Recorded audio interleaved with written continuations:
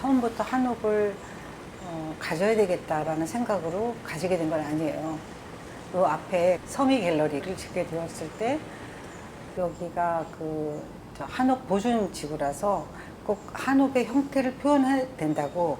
근데 저는 양옥 집을 짓고 거기다 지붕만 한옥의 지붕을 얹는 게 너무나 보기 안 좋았기 때문에 1층은 갤러리 공간, 2층은 레지던스로 이제 꾸미기로 했는데, 그때 같이 도와줬던 분 유태용이라는 건축가였는데, 그러면 우리가 양옥집을 짓 때 제일 잘 보이는 부위에다 한옥을 하나를 발코니에다 올리겠다, 그게 전면으로 보이게 하겠다라고 하니까 그때 이제 허가가 떨어졌어요. 그래서 이제 그때 어디 낡은 한옥을 사가지고 그거를 조합을 맞춰서 하다 보니까 그 한옥에 대한 그 매력이 참 남다르더라고요. 굉장히 따뜻하고 일단 느낌적으로 좋잖아요. 그 창문으로 보이는 이 뒷집이었어요. 여기가 오래된 한옥인데 그 당시에 그러니까 한정식 집 그런 집이었어요. 그래서 밥 먹으러 자주 올 때마다 한옥의 마당에서 느껴지는 그 따사로움이 유난히 좋더라고요. 일본이나 이런 데 가면 그 동네에 있는 작은 주택이 이제 미술관으로 활용되는 것들을 많이 봐왔기 때문에 그런 미술관으로 활용할 수 있으면 좋겠다. 언젠가는 몇 년을 그렇게 고민을 하고 리서치를 하다가 그 있는 그대로 차라리 이걸 수리해서 주택으로 쓰고. 기본적으로 한옥과 양옥 그 리노베이션에 대한 거는 다 똑같다고 저는 생각을 하는데, 가장 근본적으로 이게 그 생활 공간이기 때문에 생활 공간이 그 시간이 지나면 계속 기능이 변하거든요. 일단 변한 기능을 우선 수용을 해야 된다. 그게 그 옛날 건축물을 고치는 가장 기본적인 태도인 것 같거든요. 그 한옥이라는 게 우리가 흔히들 뭐 창살, 기와지붕 이거를 인지하는데, 저한테는 우리나라 온돌이기 때문에 기단이 있고요. 그 다음에 그 목구조 위에 기와집이 있고 가운데 있는 공간은 허체예요. 제 생각에는. 그래서 허체는 비운다고, 비운 공간 속에 필요한 기능을 집어넣는다죠. 그래서 제 생각에는 그 한옥 리노베에서 가장 중요한 거는 허체를 우리가 어떻게 이용할 건가. 현대에 있어서 그게 가장 중요한 지점 아닐까 생각합니다. 이 집은 네 채의 집이 사실은 한 기단 위에 얹혀 있다고 보셔도 돼요. 우리나라는 그 온돌이 있었기 때문에 단면이 다른 나라보다 조금 복잡합니다. 그래서 저희는 그 이 단면을 잘 계획을 하면 이 단면 자체가 가장 중요한 건축의 얼굴이라 생각을 하고 있어요. 우리나라가 대충 이렇게 경사지에 세워져 있거나 단면이 있는 그 건축을 갖고 있기 때문에 우리나라 건축물의 파사드는 천장이에요, 지붕이에요. 그러니까 천장면. 그리고 창살이나 이거는 사실은 기능적으로 필요한 거지, 그거는 사실은 기능만 걷어내 버리면 사실은 우리나라 건축은 바닥이랑 그 천정면으로 이루어진 굉장히 특별한 건축이고, 그 안에 있는 공간이라고 하는 것은 정말 자유로운 허체죠. 그래서 저희는 그 바닥이랑 천장 사이 허체를 디자인하는 것을 가장 중요하게 생각하기 때문에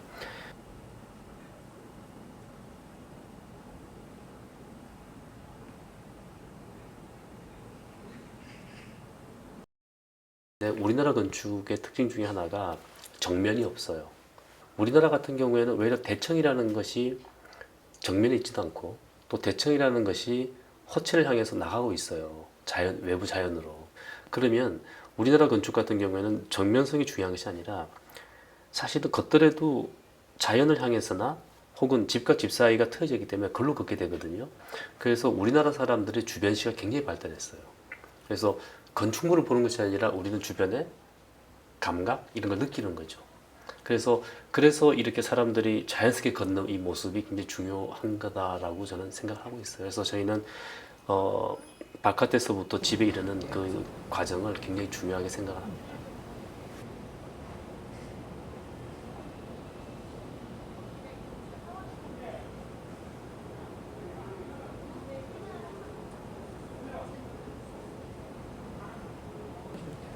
리노베이션에 대해서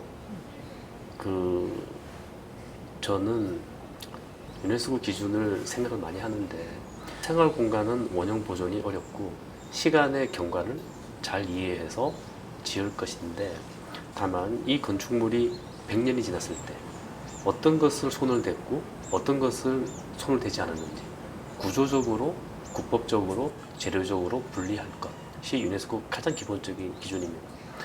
그러면은 그 이 집이 가지고 있는 목 구조를 그대로 유지한 채 저희가 보면은 창호는 약간 빠져나가 있어요. 단열 때문에. 그 다음에 그 이 집에서 뭐 옷장이라든가 이런 거는 천장이랑 떨어져서 다른 재료로 딱 돼 있어요. 그게 상식적인 유네스코 기준이에요. 그래서 저는 그 리노베이션하는 태도가 그 한옥의 형식적인 문제가 아니라 굉장히 보편적인 혹은 50년, 100년 뒤에도 우리가 어떤 것을 남겼고 어떤 것을 손을 댔고 그거를 잘 구분해서 만들죠. 그렇기 때문에 그 한옥 지붕이랑 떨어져서 인풋되어 있는 것처럼 보이는 거예요. 근데 아마 그게 타다완도가 그 베니스의 그 punta della Dogana 그 미술관 이제 리노베이션 했잖아요. 그것도 같은 개념이에요. 굉장히 큰 공간에 그 작은 박스를 집어넣었거든요.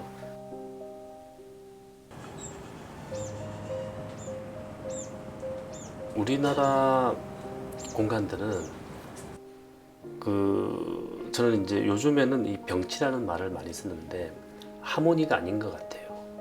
그래서 툭툭 이렇게 그 던져져 있고 다 독주를 해요. 서로 좋아하려고 노력하지도 않고. 근데 그 병치가 만들어내 놓는 굉장히 독특한 면이 있거든요. 우리나라 건축 같은 경우에는 그 돌 하나 딱 갖다 놓듯이 바둑 두듯이 이 병치가 만들어 놓는 그 굉장히 자율성이 있거든요. 첫째로 굉장히 이게 휴먼 스케일이에요.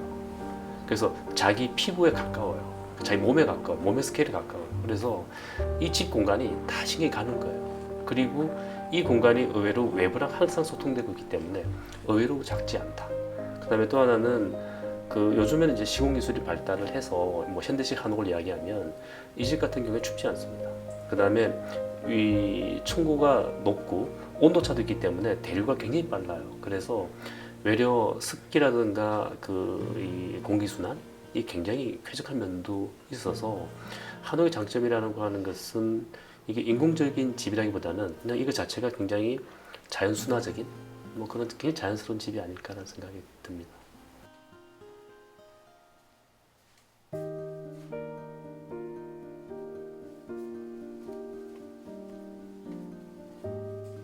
그러니까 이제 한옥이 이게 크다면 굉장히 크지만 또 양옥에 비해서는 큰 건 아니잖아요. 그래서 부엌은 마음껏 크게 해서 먹고 뭐 다 거기서 보내다가 잠잘 때는 이제 침실로 들어가니까 여기는 거기에 맞춰서 최욱 선생님이 이제 컨셉을 정하신 거죠. 집에서 가장 중요한 공간은 저는 그 다이닝이에요.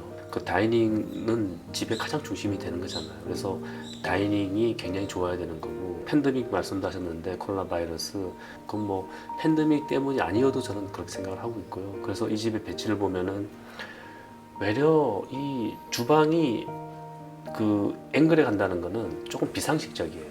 근데 안으로 사실은 이게 그 다이닝이 들어와 있잖아요.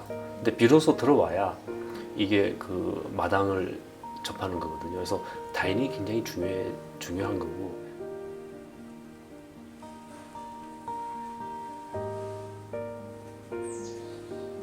그때 제가 건축에 이제 꽂혀 있어서 마침 그때 이 푸르베 하우스를 만난 거예요.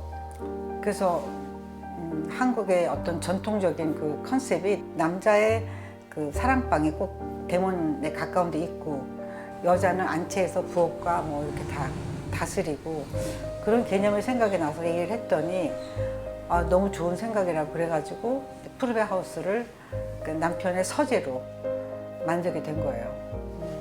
우선 제가 흥미롭게 생각했던 거는 두 건축물의 나이가 비슷해요. 이 건축물이 아마도 1930년대 후반에서 1940년대 초반이고 저 건축물이 1940년대 중반 건축물인데 두 건축물이 그 이 가구식 구조로 이루어져 있다는 거. 하나는 나무로 돼 있고 하나는 이제 철로 돼 있고 장소를 달리하지만 비슷한 시기에 만들어진 두 구조물이 연접해서 있다는 것이 저한테 가장 흥미로웠고 또 하나는 우리가 그 원래 그 이 한옥도 신발 신는 곳이 현관이 없었잖아요. 현관을 만들었고 이 잠프로베도 원래 잠프로베보다 약간 그 신발 벗는 공간이 있습니다. 그래서 소위 말해서 현재 기능에 맞게끔 변형을 시킨 거예요. 그리고 우리나라 건축의 가장 기본이 방을 중심으로 자연이거든요. 그래서 어떻게 보면은 그 한옥의 마당은 앞마당이고 잠프로베 요 사이 공간은 바깥마당이고 그 다음에 또 그 잠프로베 공간 다음에는 도로. 그렇기 때문에 사실은 바깥 내부가 연장되어 있어서 가장 기본적인 우리나라 공간의 패턴을 유도할 수 있었다는 생각이 들어요.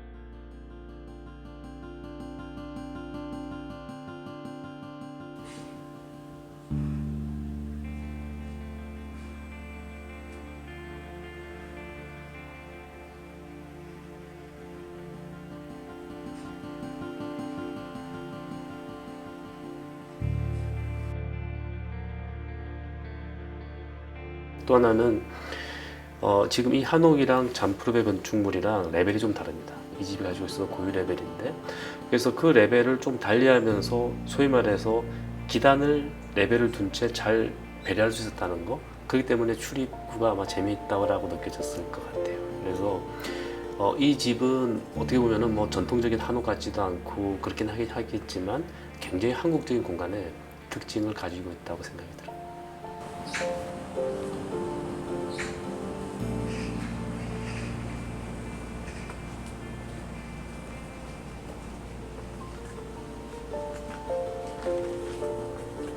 그러니까 여기 앞에다가 툇마루 형태를 아주 모던하게 만들었어요.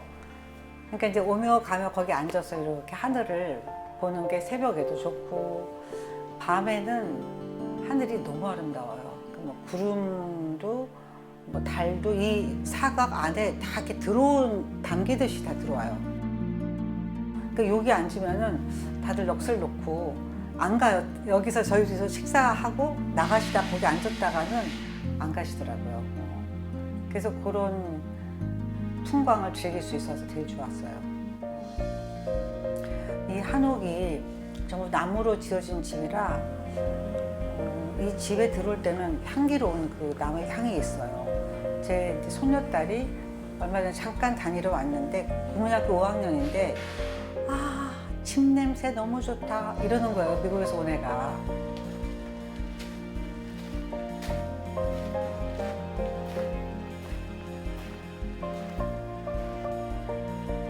이 집에서도 현관이라고 하는 것은 현관이 그 이제 응접실이 같이 겸하고 있잖아요. 근데 그거는 사실은 이 집의 가장 중요한 복도입니다. 그래서 이게 근사하게 있어야 이게 앵커가 연결이 되는 거거든요. 그래서 이 응접실이라는 것은 다이닝이랑 침실을 굉장히 우아하게 연결해주는 사회적인 복도라고 생각해요. 우리나라 대청과 같은 존재죠. 열려있고 필요할 때 쓰고 그 공간은 여분의 공간입니다. 주변에 있는 뭐 땅 레벨, 조건, 풍경 이걸 다 끌어들이죠. 그리고 그 상황에 맞는 최소한의 디자인만 저는 한다라고 생각을 하고 있거든요. 다만 이제 우리 사무실 작업이 좀 디테일하기 때문에 사람들이 디자인을 한 것처럼 보이지만 저는 디자인을 안 한다고 생각해요. 단 필요한 정도만 이제 만드는 건데 그래서 이 집 같은 경우에도 그 주변의 그 관계들 소위 말해서 정독도서관에 지금 보면 나무가 있죠. 그 다음에 뭐 중정으로 들어오는 적절한 빛이 있죠. 그 다음에 이 또 공기가 순환되기 위해서 바람이 이제 불어야 되는데 그러면 바람 부는 길이 있죠. 그런 것들을 사실은 그 길을 터주고 열어주고 막고 하는 거죠. 이 집에서 사실은 제일 많이 손댄 게 높이예요. 그러니까 이 집이 예전에 이 마루랑 마당이랑 아마 지금보다 2.5배 정도가 차이가 났었어요. 이게 굉장히 편안한 단면을 만들어내기 위해서 그래도 이 그 단면 레벨은 제가 많이 손을 댄 거예요. 집에 기단부 있죠. 그래서 집에 그 기단부가 있는데 이 기단부는 이게 백미장을 쪼갠 거거든요. 우리나라 사람들이 발이 굉장히 예민하죠. 그래서 이 발이 얼마나 예민하냐면은 돌 매지도 다 느낍니다. 그래서 저는 입구에서부터 들어왔을 적에 사실은 그 발이 닿는 느낌 또 소리 이게 되게 중요해요.